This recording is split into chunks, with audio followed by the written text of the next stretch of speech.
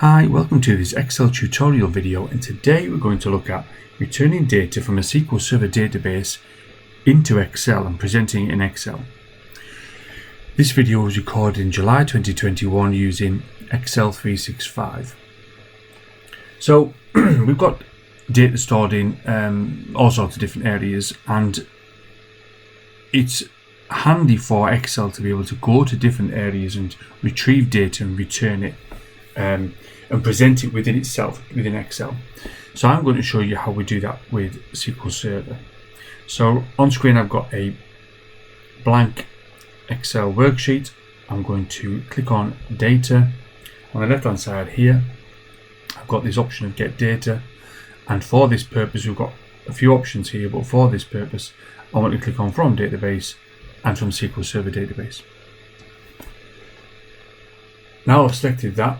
In a second I'm going to get a window that will ask me for the SQL Server name and for the database name. There it is. So SQL Server name is that, and my database name is that. I'm going to look at the advanced options in a bit, but just now we'll click OK. What this is now going to do is Excel is going to go to that database that I've put in there, and it's going to return me a list of objects in that database that are available for me to grab data from. So it's going to be views and tables.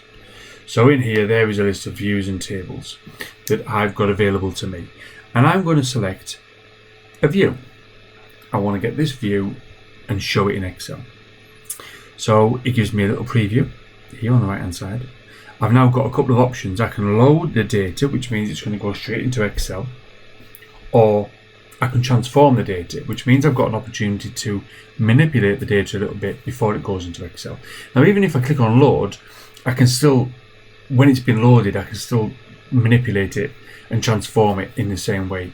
But for now, I'm going to click on this transform data to show you this new screen called the Power Query Editor window. And this window will present the data and allow me to do some manipulation.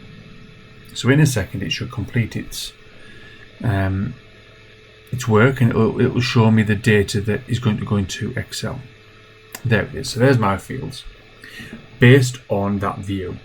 Now, a couple of things to note. First of all, I didn't write any SQL to get that view. I selected it from a list.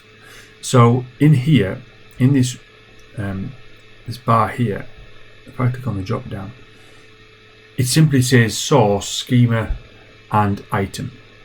So there's no SQL here. I just selected it, and this is how it's kind of represented within Excel. Now at this point I've got some options. I can add a column if I want to. So maybe I want to add a custom column. Maybe I want to add a column that's based on an existing column. I can do that in here. I can transform the data. So if I click on, let's say I click on this cell or this whole column, you've got this data type option here. If I click on, right now it's text for this, if I click on this column here, or this cell, this column, it says whole number because it sees what it wants to see. However, I can say no, it's not a whole number, it's a decimal, maybe it's a percentage. And equally, if I go across here to the numeric fields, if I click on one of those, it makes an assumption that it's currency. The assumption's correct, but I can change that if I want to. So I've got an option here of playing with the data types. There's also things, now I'm in here, and this is a currency data type. I've got options of here of doing rounding, of doing a bit of trig, of doing some sort of numeric manipulation. And it's the same in here. If I click on this text, I've got options of, well, if I right click it and, if I right click on the column header, I've got options of transforming the data. So maybe I want to make everything uppercase. Maybe I want to trim it, or just get the length of the field. So these are all text specific options. I've got options to remove duplicates. There's all sorts of options in here. I also have the option here to filter data. I don't want to do it just now, but I will in the example in a minute.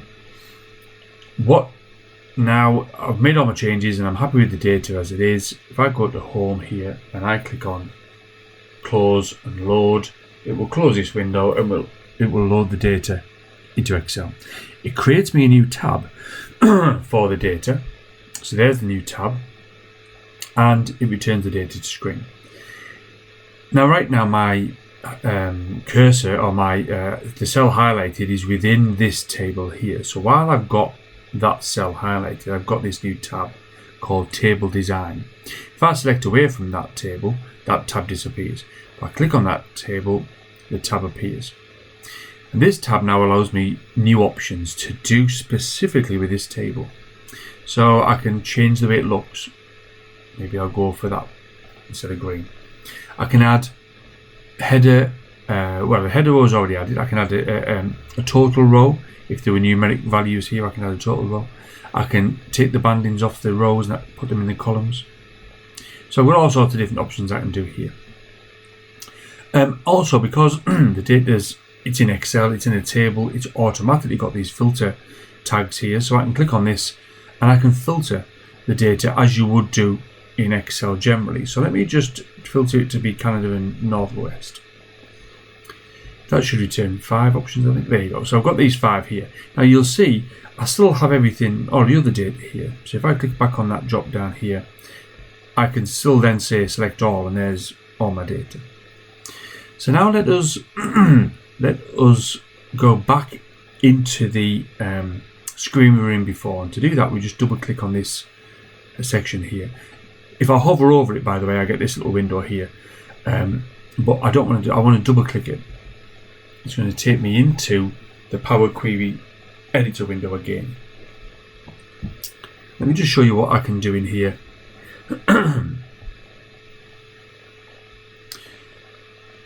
So in this sales territory, we can do the same thing that we did in Excel. So we can say, I don't want all, I just want Canada and I want Northwest.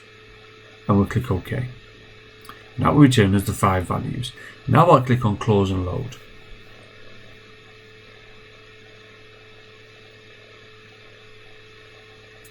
There's our values now filtered.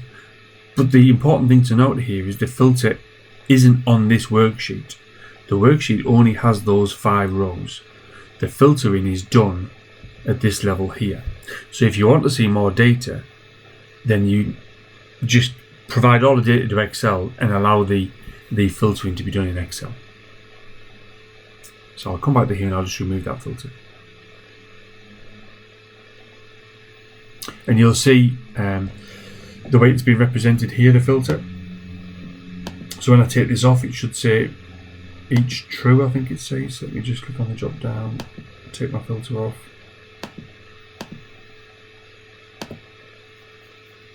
There you go. So it's taken the filter off and it's returned everything now. So, okay, that's one example.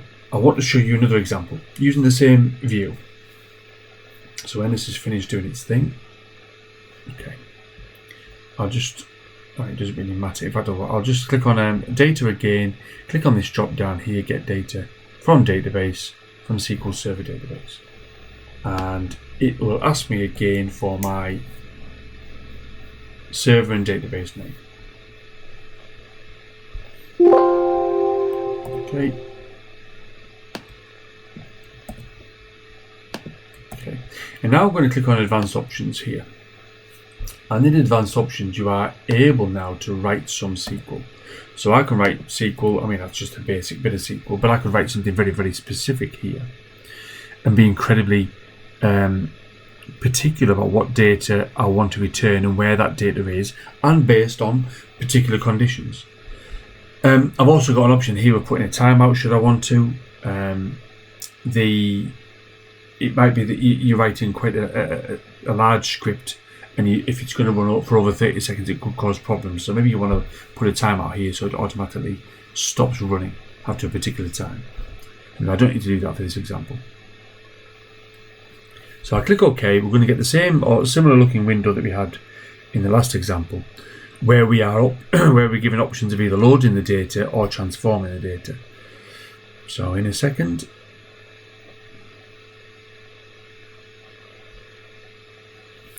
Here we are. There's our representation of the data. Now we've got a choice of loading it or transforming it. I'm going to do the same thing I did last time. Click on transform and it will bring us back to our Power Query window, where we've got all the same options as we had before. So, but there's a couple of things I just want to kind of highlight here.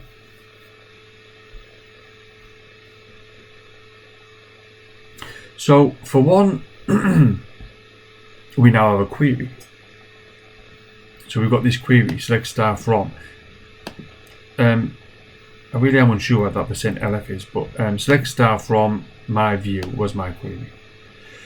Also, because we wrote a query rather than selecting an object, the name here simply says query 1. So I want to change that to say view data fiscal, so that we can identify it. And I'll show you why that's important in a second. We can do all the same things at this point here. We can do the same filters, add the same columns. Anything we could do in the previous example, we can do in this example as well. This is simply just a different way of doing it, and it allows you to be a bit more specific with your SQL. Join to more objects, put more conditions in there, that sort of thing. So I'm going to say close and load. So we should get a new tab called View Data Fiscal, and it should show us our data. This is all good. There's our data. Now there's a couple of things then about this. I've named the query 1 to be View Data Fiscal because on the right hand side I've got this queries and connections section here that has 2 queries, because yes, we've brought 2 separate queries into Excel, and they are identified differently using these names. Also, I'm just going to close that down. Also, now that we've got these bits of data have a link to SQL behind in the way that we've done them. So if the data was to change, I can click on here and I can go to data and I can click on refresh all, or refresh what I'm currently in, and it will go away and it will return me the latest view of data based on that table and how it's set up. Something else to note with this: imagine you've been given an Excel worksheet with multiple tabs, with multiple connections, and you have to deal with it and work out what each of the connections are doing and how they are working. So if I was presented with this worksheet here, or this Excel document, and it's got multiple sheets, and somebody said, right, you need to work it out and we need to make some changes to these things. First of all, you need to know what each of these data tables are, where they're looking, what data they are returning. And in order to do that, you go to your data tab and you click on query and connections. And when you click on that, it brings this little window here, and you can have a load of queries in here. And as you select, if you just click on one of them, it will take you to that sheet. See that? So, and then when you're there, you can double click it and you can go into the makeup of it and work out how it's built, what filters are there, what the data source was. So the data source settings in here, so it shows you the database and the server.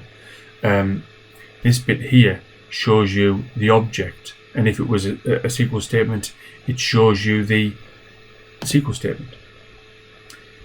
And if I click on properties, click on this tab, yeah, okay, so in here as well, so if I just cancel that for a second, the last thing I'll show you, if we go back to this view data fiscal as an example, if I click on, if I click on properties, we've got some properties here that raw numbers, but there's a few bits and pieces we can decide on, but the point of me coming in here is to click on this bit here. So in here we've got this thing called definition, and definition ought to give us more information based on the makeup of that data table. So right now we've got a connection string that's pointing to our data source, but more importantly we've got this text here, this command text that shows us how it's been built. So if it is a SQL statement, you'll see the full size of that SQL statement. I think that's all I want to go through on this video. I hope it made sense as a kind of an introduction to getting data from a SQL database. If you've got any queries or comments, please, that would be appreciated. Otherwise, I appreciate your time. See you next time.